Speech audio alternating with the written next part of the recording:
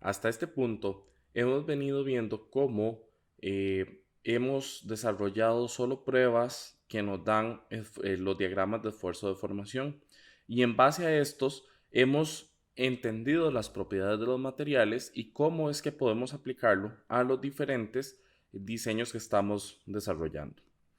Y aquí es donde entonces nos damos cuenta que siempre estos ensayos los hemos hecho aplicando una carga gradual y que se hace en un tiempo tal que se dé una deformación y se desarrolle la deformación completamente.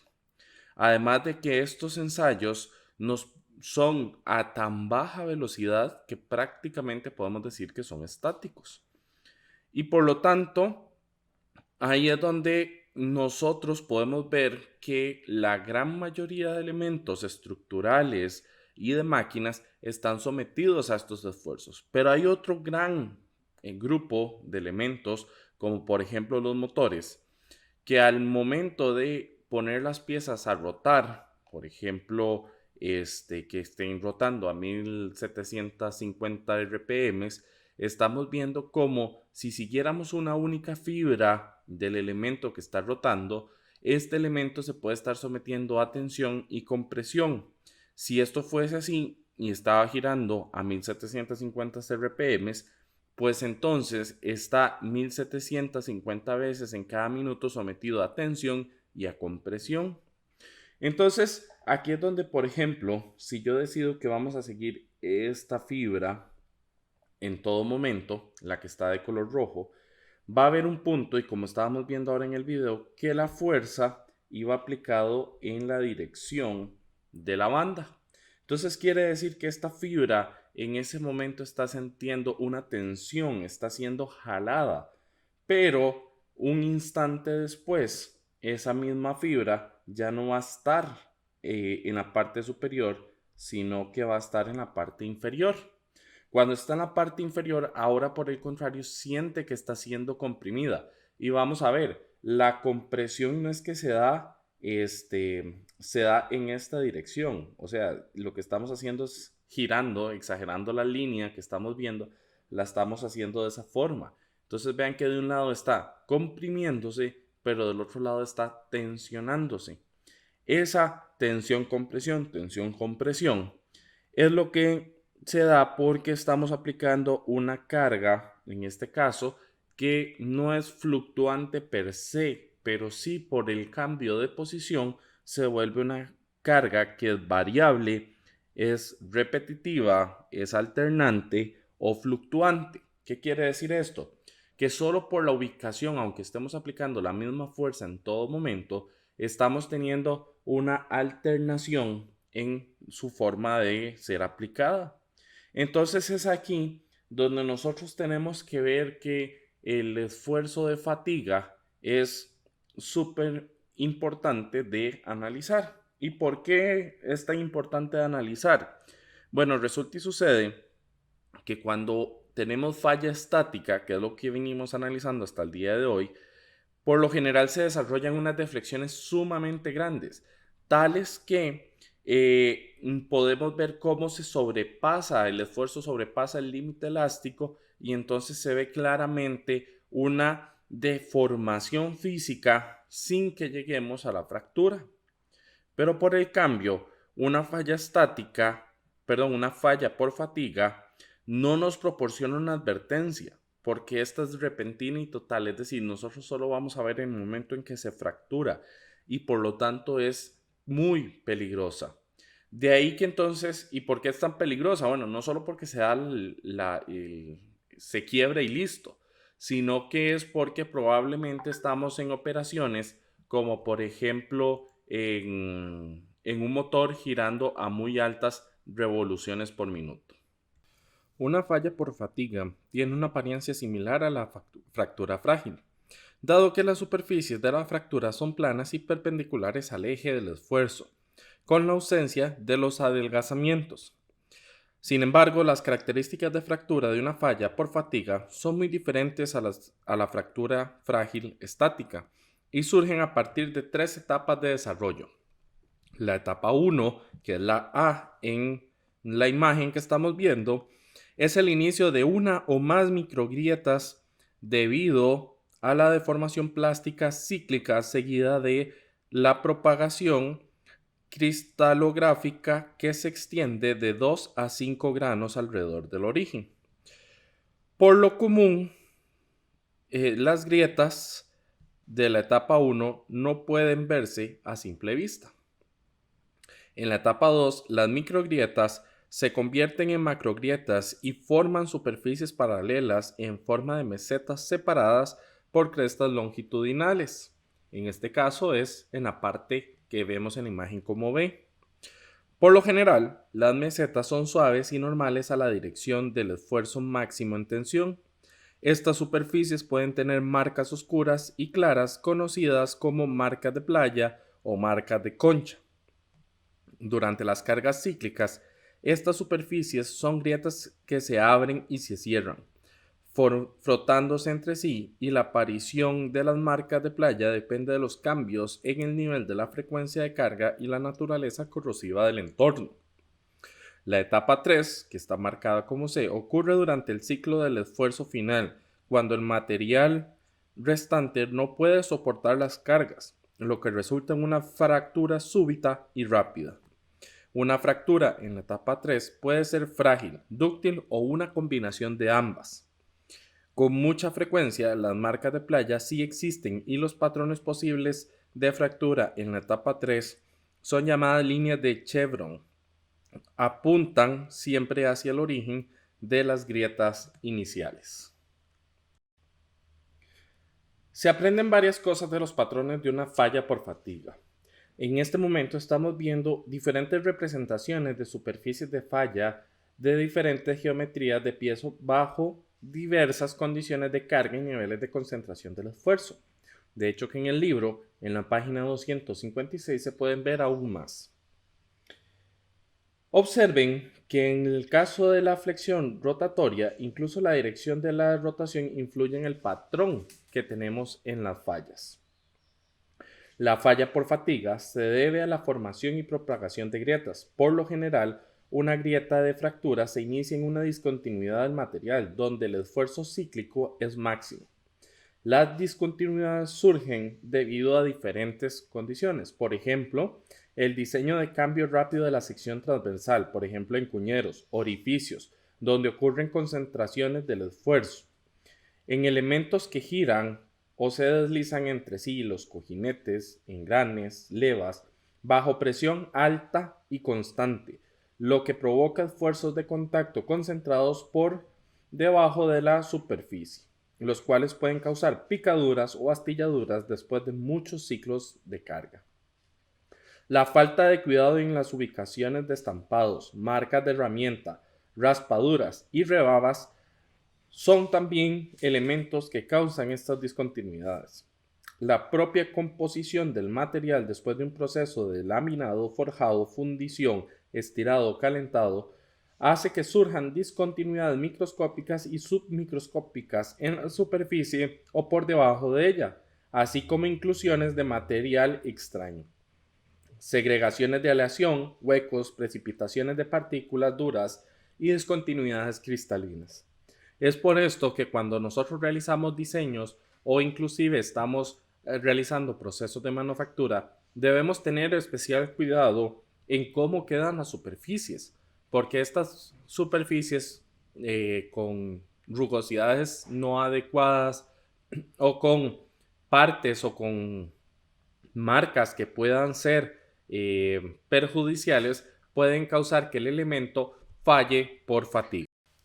Como hemos visto, existe una gran cantidad de factores a considerar, incluso para casos de cargas muy simples. Los métodos de análisis de falla por fractura representan una combinación de ingeniería y ciencia. Con frecuencia, la ciencia no puede proporcionarnos las respuestas completas que se necesitan, pero aún así se debe hacer que el avión vuele con seguridad, el carro pueda andar y deba fabricarse con una confiabilidad que asegure una vida larga y sin problemas, y que al mismo tiempo produzca beneficios para los dueños de las industrias.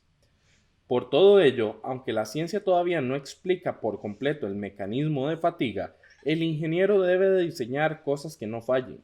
En cierto sentido, este es un ejemplo clásico del significado verdadero de la ingeniería en contraste con la ciencia. Los ingenieros usan la ciencia para resolver sus problemas siempre que sea posible utilizarla. Pero aunque la ciencia no esté disponible, el problema debe de resolverse y cualquier forma que tome la solución bajo estas condiciones se llama ingeniería. En esta lección o en estas dos próximas lecciones se va a estar dando un enfoque estructurado en el diseño contra la falla por fatiga, como con la falla estática. Se intentará relacionarlo con los resultados de ensayos realizados sobre piezas de prueba simplemente cargadas. Sin embargo, debido a la naturaleza compleja de la fatiga, hay mucho más que tomar en cuenta. Desde ese punto de vista, vamos entonces a ver los métodos y las etapas que se requieren para resolver este tipo de problemas. Los tres métodos más importantes de fatiga-vida que se usan en el diseño y el análisis son el método de esfuerzo-vida, el método de deformación-vida y el método de mecánica de la fractura lineal elástica. Con estos métodos se intenta predecir la vida en número de ciclos hasta la falla, es decir, en n, para un nivel específico de carga. Por lo general, la vida de 1 a 10 a la 3 ciclos se clasifica como fatiga de bajo ciclaje, mientras que la fatiga de alto ciclaje se considera todo aquel valor superior a 10 a la 3 ciclos. El método de esfuerzo-vida, que se basa solo en niveles de esfuerzo, es el enfoque menos exacto, especialmente para aplicaciones de bajo ciclaje. Sin embargo, es el método más tradicional, puesto que es el más fácil de implementar para una amplia variedad de aplicaciones de diseño. Tiene una gran cantidad de datos de soporte y representa de manera adecuada las aplicaciones de alto ciclaje. El método de deformación-vida implica un análisis más detallado de la deformación plástica en regiones localizadas donde se considera a los esfuerzos y deformaciones para la estimación de la vida. Este método es especialmente bueno para aplicaciones con fatiga de bajo ciclaje. Al aplicar este método deben realizarse algunas idealizaciones y existen algunas incertidumbres en los resultados. Por esta razón, vamos a estudiarlo debido al valor que tiene al ayudar a comprender la naturaleza de la fatiga, pero no para su uso en la aplicación del diseño. El método de la mecánica de la fractura se supone que ya existe una grieta y que ésta se ha detectado. Entonces se emplea para predecir el crecimiento de la grieta con respecto a la intensidad del esfuerzo. Este es un método más práctico y cuando se aplica a estructuras grandes junto con códigos de computadora y un programa de inspección periódica. Para entender entonces uno de los métodos, el de esfuerzo-vida, se someten a diferentes muestras a una prueba sencilla de fatiga, en el cual estas muestras son sometidas a fuerzas repetidas o variables de magnitudes específicas, mientras se cuentan la cantidad de ciclos o inversiones del esfuerzo hasta su destrucción. El dispositivo de ensayo de la fatiga que se emplea con más frecuencia es la máquina de viga rotativa de alta velocidad de Moore. En estas máquinas, la muestra se somete a la flexión pura mediante pesos o prensas. La pieza de prueba, como la que estamos viendo en el video, es pulida y maquinada meticulosamente de manera tal que el pulido final sea en dirección axial para evitar rayaduras circunferenciales y de esta manera no generar concentradores de esfuerzos. Para establecer la resistencia a la fatiga de este material se necesita entonces un número muy grande de estos ensayos, porque la fatiga tiene una naturaleza estadística. En el caso de este ensayo con viga rotativa, se aplica una carga constante de flexión y se registra el número de revoluciones de la viga hasta que presente la falla. El primer ensayo se hace con un esfuerzo que es un poco menor que la resistencia última del material. El segundo ensayo se debe realizar a un esfuerzo que es menor que el primero. En este proceso se va a continuar y se van graficando los resultados. Estas gráficas se suelen desarrollar en papel logarítmico En el caso de los materiales ferrosos y aleaciones, la gráfica se hace horizontal después de que el material se sometió a la fuerza durante un cierto número de ciclos. Al graficar en el papel logarítmico, se acentúa la curvatura en la línea, la cual quizás no sea visible si los resultados se grafican en coordenadas cartesianas. La ordenada del gráfico Sn se llama resistencia a la fatiga, o SF, cuyo enunciado siempre se debe de acompañar con su número de ciclos correspondientes. En el caso de los aceros, se presenta un cambio brusco de dirección en la gráfica y más allá de ese cambio no ocurrirá la falla, sin importar qué tan grande sea el número de ciclos que presente. La resistencia correspondiente al cambio de la gráfica se llama límite de resistencia o SE o límite de fatiga. En la gráfica que estamos observando se hace horizontal en el caso de metales no ferrosos y aleaciones. De aquí que estos materiales no tengan un límite de fatiga, es decir, cuando entramos a esa zona horizontal estamos ante un elemento que no va a fallar por fatiga. Por el contrario, ahora podemos ver una gráfica que muestra la relación o la curvatura SN de las aleaciones de aluminio más comunes, excluyendo las aleaciones forjadas que tienen una resistencia a la tensión por debajo de 38 kPSI. Como el aluminio no tiene un límite de resistencia, normalmente la resistencia a la fatiga SF se presenta a un número específico de ciclos. Por lo general es 10 a la 8 ciclos del esfuerzo invertido. Uno de los mejores métodos y más avanzados enfoques para explicar la naturaleza de la falla por fatiga es lo que algunos llaman método de formación viva. Este enfoque puede usarse para estimar las resistencias a la fatiga, pero cuando se emplea de esta manera es necesario conformar varias idealizaciones y por lo tanto existiría una incertidumbre muy alta en los resultados. Es este el motivo que nos hace entender o darnos cuenta de que es un método que nos presenta y nos explica cuál es la naturaleza de la fatiga, pero no nos sirve para la tarea de diseño, pues no nos da una certeza real para poder predecir cómo se va a comportar ese material y esto agregaría muchas fallas o posibles errores a la hora de que desarrollemos. Por tanto, los invito a leer la sección 6.5 para que se entienda mejor el fenómeno de la fatiga, pero más no así no lo aplicaremos para diseño. El método de la mecánica de la fractura lineal elástica, como vimos anteriormente, nos sirve para poder predecir cuánto tiempo o cuánto tiempo le queda a una parte para fallar por fatiga. Es por eso que esto se desarrolla en lo que nosotros mencionábamos anteriormente en el video, en la etapa 3, cuando se da el crecimiento de la grieta. Justamente lo que estamos viendo en pantalla es la forma de estimar la velocidad de crecimiento de la grieta por ciclo. Y lo que queremos hacer con esto entonces es poder ver la forma de esta gráfica y con esta gráfica poder hacer el cálculo de ello. En este caso, esta parte corresponde a lo que llamamos nosotros la región número 3.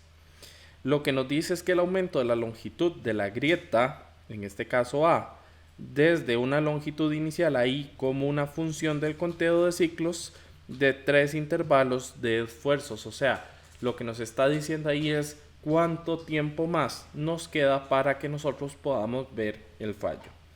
El problema con este método o el tema con este método es que para nosotros en ingeniería mecatrónica no va a ser tan aplicable porque los elementos que nosotros vamos a estar analizando con mayor frecuencia son elementos como ejes y demás donde no vamos a poder ver estas fracturas antes de tiempo.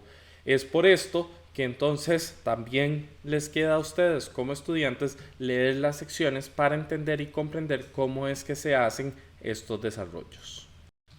En la actualidad, determinar los límites de resistencia mediante ensayos a la fatiga es una rutina, aunque resulta un procedimiento extenso. En general, para los límites de resistencia, los ensayos de esfuerzo se prefieren a los ensayos de deformación. Para el diseño preliminar y los prototipos, así como algunos análisis de fallas, se requiere un método que sea rápido para estimar los límites de resistencia. Existen grandes cantidades de datos en la literatura técnica sobre los resultados de ensayos con vigas rotativas y de ensayos a la tensión simple de muestras tomadas de la misma barra o lingote.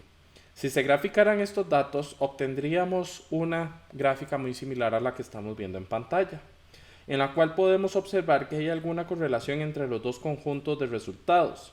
La gráfica parece sugerirnos que el límite de resistencia varía desde aproximadamente de 40 hasta un 60% de la resistencia a la tensión para aceros y hasta alrededor de 210 kilo PSI, comenzando en alrededor de un SUT de 210 kilo PSI.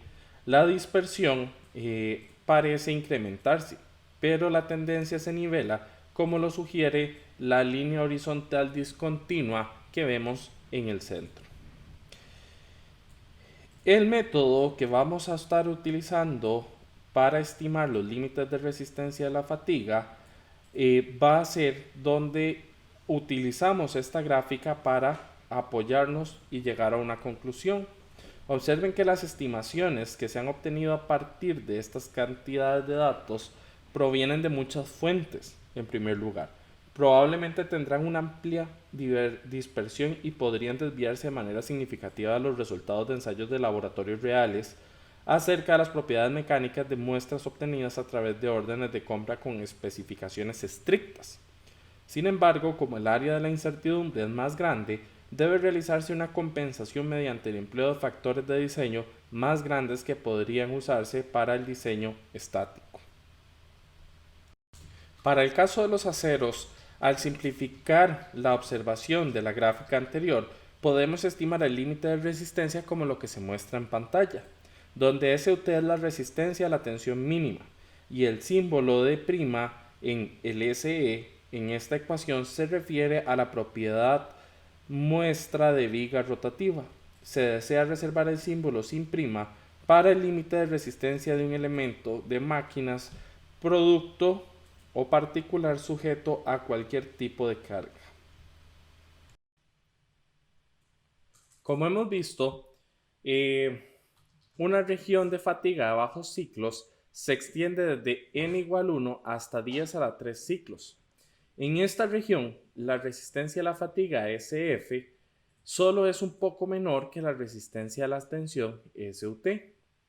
El autor de este libro, junto a otros dos autores, proporcionaron un método o nos enseñan un método analítico para las regiones de bajo y alto ciclo, en donde se requieren los parámetros de las ecuaciones de Manson-Coffin, más el exponente de endurecimiento por deformación M. Con frecuencia, para nosotros como ingenieros que debemos de trabajar con poca información, podamos entonces desarrollarlo y obtener alguna información útil.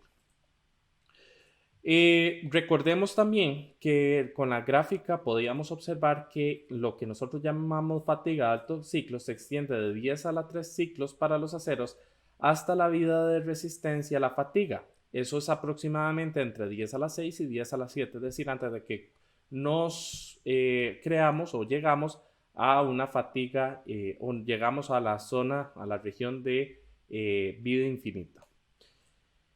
Entonces, este método nos va a dar una aproximación del diagrama SN en la región de altos ciclos, cuando la información sea escasa, como los resultados de un ensayo a la tensión simple.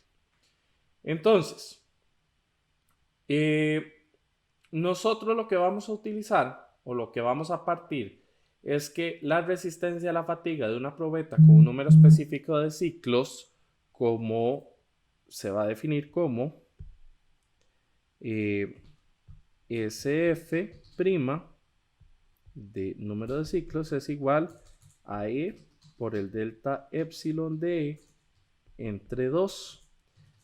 Y esto entonces vamos a poder reescribir las ecuaciones que hemos visto anteriormente o que se han visto anteriormente en el libro como que la resistencia a la fatiga en determinadas cantidades de ciclos va a ser igual a el esfuerzo final prima por 2n a la b a los 10 a la 3 ciclos. Entonces, si es a la 10 a las 3 ciclos, esto se va a transformar o lo vamos a aplicar directamente como f' 10 a la 3 es igual a sigma f'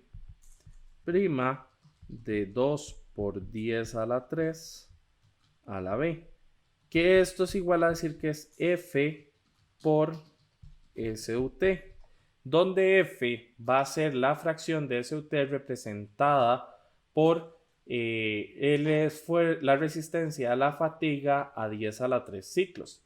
Si nosotros despejamos f entonces de esta ecuación, que es parte de lo que nos interesa, nos va a quedar entonces que es el sigma f' entre el SUT por 2 por 10 a la 3 a la b.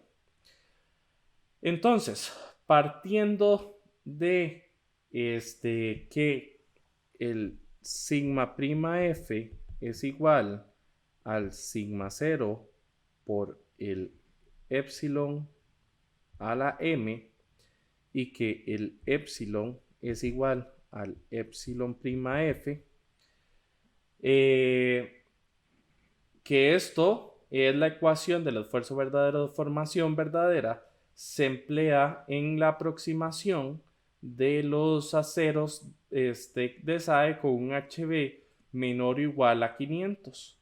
Entonces esto lo que nos llega, o si lo intercambiamos, es que mi sigma f' es igual al SUT más 50 kPSI, o en su defecto es sigma prima f es igual al SUT más 345 megapascales en caso de que estemos trabajando en el SI. Entonces, para encontrar B, vamos a sustituir la resistencia a la fatiga y los ciclos correspondientes SE' y NE respectivamente en la ecuación, en la primera ecuación, o sea, en esta ecuación que tenemos por acá. Al reemplazarlo en esa ecuación y despejando B, vamos a obtener que B es igual a el logaritmo de sigma f' entre S'E. Todo esto entre, y aquí va menos, el logaritmo de 2 por NE. Y de esta manera, entonces, la ecuación de SF' es igual a sigma f', 2nb se conoce. Y, por ejemplo, si nosotros ya tuviéramos ahora valores como un SUT de 105 y un SE de 52.5 con un N de 10 a la 6 ciclos, entonces lo que estaríamos obteniendo es ahora sí un resultado numérico de F. Este proceso que estamos haciendo para encontrar F puede repetirse para diferentes resistencias últimas y podemos entonces encontrarlas y de esta manera podemos realizar un análisis conservador dependiendo de cuánto sea ese SUT. En el caso de una componente mecánica real, el SE' se reduce a SE, que es menor que 0,5 SUT. Sin embargo, a menos que hayan datos disponibles, se recomienda usar el valor de F que se encontró a través de la figura 6.18 del libro, que está en la página 272. Esto lo que nos permite es que sabiendo el valor del SUT podemos obtener un F de forma gráfica. Y este método es mucho más sencillo que haciendo el cálculo manual como el que acabamos de ver. Ahora, ya teniendo el valor de F utilizando la gráfica 6.18, Entonces, lo que nos va a interesar es poder conocer cuáles son los valores de A. Para eso, vamos entonces a utilizar la ecuación A igual F por SUT al cuadrado entre SE, y el B va a ser igual a menos 1/3 del logaritmo de F por el SUT entre SE. De esta manera, entonces, es que podemos encontrar estos dos valores, y si se produce un esfuerzo completamente invertido, haciendo que el SF esté también invertido en la ecuación 613, que es justamente la ecuación del SF es igual a A por NB, SF va a ser igual a A por N a la B, entonces el número de ciclos a la falla se va a expresar despejándola, que es N es igual al sigma invertido entre A por 1 entre B. Entonces, esto lo que nos permite determinar es el número de ciclos al cual va a llegar a fallar una determinada parte, una determinada viga, sin necesidad de tener todas las pruebas desarrolladas.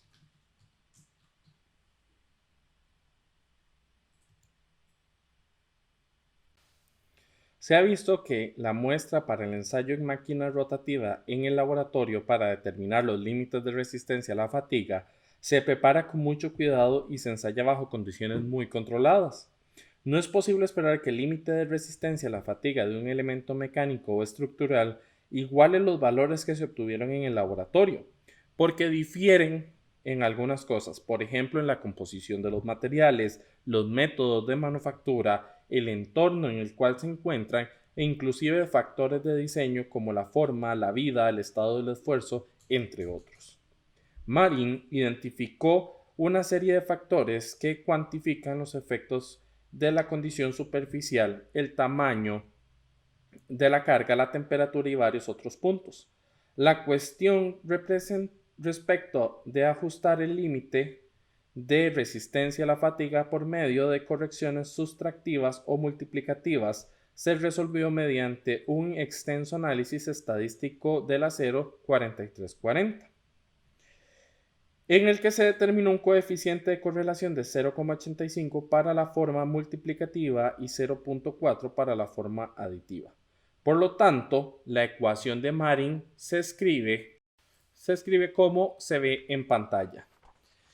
En esta podemos observar que tenemos el SE', que es el límite de resistencia a la fatiga en viga rotativa, el SE, que es el límite de resistencia a la fatiga en la ubicación crítica de una parte de la máquina en la geometría y condición de uso, y luego tenemos el factor Ka, que es el factor de modificación por la condición superficial, el Kb, que es para el tamaño, el Kc, que es por la carga, el Kd, que es por temperatura, el Ke es el factor de confiabilidad, y el Kf es un factor de modificación por efectos varios. La superficie de una muestra de viga rotativa está muy pulida y además se le ha dado un pulido final en la dirección axial para eliminar cualquier rayadura circunferencial. El factor de modificación depende de la calidad del acabado de superficie de la parte y de la resistencia a la tensión. Su ecuación es la que estábamos viendo en pantalla. Y para determinar cuáles son los valores que vamos a utilizar, debemos saber cuál es el acabado superficial, el valor de B y así el factor de A dependiendo de si el SUT en qué unidades están. En este caso estamos utilizando estos cuatro, pero podemos encontrar otros modificadores o otros valores para encontrar este valor. El factor de tamaño KB fue evaluado con 133 conjuntos de datos. Y los resultados para flexión y torsión son los que vemos en la pantalla.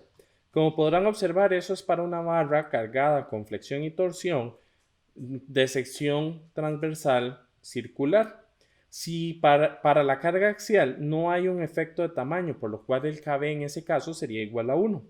El problema está en cuando el la barra que estemos utilizando sea de una sección no circular o si, por ejemplo, la barra redonda en flexión no está girando. Entonces, ¿qué se hace en esos casos? Bueno, en esos casos se utilizará el diámetro equivalente de E, que se obtiene al igualar el volumen de material sometido a esfuerzo igual o superior a 95% del esfuerzo máximo con el mismo volumen en la muestra de viga rotativa. Resulta que cuando los dos volúmenes se igualan, las longitudes se cancelan, por lo que solo se necesita considerar las áreas. En el caso de una sección redonda rotativa, el área de 95% de esfuerzo es la de un anillo con un diámetro exterior D y un diámetro interior de 0.95D. Por lo tanto, designan al área de 95% del esfuerzo como A sub 0.95 phi. De esta forma, podemos encontrar diferentes ecuaciones para encontrar eso. Estas ecuaciones las pueden encontrar en la página 275 del libro para que las integren a sus formularios. Igual en la tabla 6.3 van a poder ver otras figuras no rotativas que les van a ser de mucha utilidad. Para el caso del Kc, que es el modificador de la carga, basta con que sepamos que se ha generado un valor medio del factor de carga dependiendo del tipo de carga que tenemos. Por lo tanto, si tenemos una carga en flexión, el Kc vale 1, si es axial 0,85 y si tenemos una torsión en 0,59. Más adelante, en próximas lecciones, este tema se expandirá más y resulta, o para efectos de esta sección, es más que necesario saber que el Kc solo puede adquirir alguno de estos tres valores. El factor de temperatura KDE toma relevancia porque las temperaturas de operación son menores de la temperatura ambiente y las fracturas frágiles es una posibilidad muy fuerte, por ejemplo, cuando las temperaturas son menores. Por lo que primero entonces se necesita investigar y entender cómo es que se comporta. Entonces, cuando las temperaturas de operaciones son mayores por el otro lado que la temperatura ambiente, primero se debe investigar la fluencia porque la resistencia a esta disminuye con rapidez con la temperatura. Cuando cualquier esfuerzo inducirá flujo plástico en un material que opera a temperaturas elevadas, por lo que también se sugiere considerar este factor. Por último, puede ser cierto que no existan límites a la fatiga en el caso de materiales que operan a temperaturas elevadas. Debido a la resistencia a la fatiga reducida, el proceso de falla depende hasta cierto punto del tiempo. Esto implica que tenemos una variación en las temperaturas. Es por esto que si se conoce el límite de resistencia a la fatiga de una viga rotativa a temperatura ambiente, entonces vamos a emplear la ecuación que estamos viendo en pantalla. Ahora bien, la resistencia a la tensión con temperatura corregida se obtiene mediante el factor que estamos viendo a continuación, pero esto se puede apreciar en la siguiente tabla. Es decir, que para esta tabla podemos entonces más bien para este factor utilizar esta tabla, fijarnos cuál temperatura es en la que estamos trabajando y de esta manera así aplicar el factor correspondiente. Como podrán observar, no hay una temperatura o hay temperaturas intermedias. En ese caso podemos hacer dos cosas: interpolar, que es la forma más adecuada, o en su defecto tomar el valor más cercano que estemos teniendo. El factor de confiabilidad KE aparece debido a la dispersión que existen en los datos, como lo vimos en gráficas anteriores, donde el límite medio de resistencia a la fatiga es 0,5 o como lo hemos visto anteriormente. La mayoría de los datos de resistencia a la fatiga se reportan como valores medios. Es por esto que entonces, dependiendo de la confiabilidad que tengamos, entonces es que vamos a tener un factor de corrección. En este caso, como podemos ver en la tabla, lo que tenemos que hacer nosotros es utilizar el nivel de confianza que queremos y así va a ser mi factor de confiabilidad KE. El factor KF tiene el propósito tomar en cuenta la reducción del límite de la resistencia y la fatiga debido a todos los otros efectos. En verdad significa un recordatorio que estos efectos se deben tomar en cuenta porque los valores reales de KF no siempre están disponibles. Es decir, que son los esfuerzos residuales mejoran el límite de la resistencia y la fatiga o lo afectan de manera negativa. Estos efectos que podemos encontrar son como los derivados de la corrosión, los recubrimientos electrolíticos metalizados por aspersión y frecuencia cíclica. Por ejemplo, estos son algunos de los cuales debemos tener en cuenta y que deberíamos de ir integrando en caso de tener esa incertidumbre. Como mencionamos en toda esta lección, estos son procesos que todavía los trabajamos con una incertidumbre alta, por lo tanto debemos tomar en cuenta la mayor cantidad posible de variables que afecten mis análisis y de esta manera poder contrarrestarlos. Y con esto terminaríamos la sección de esta semana.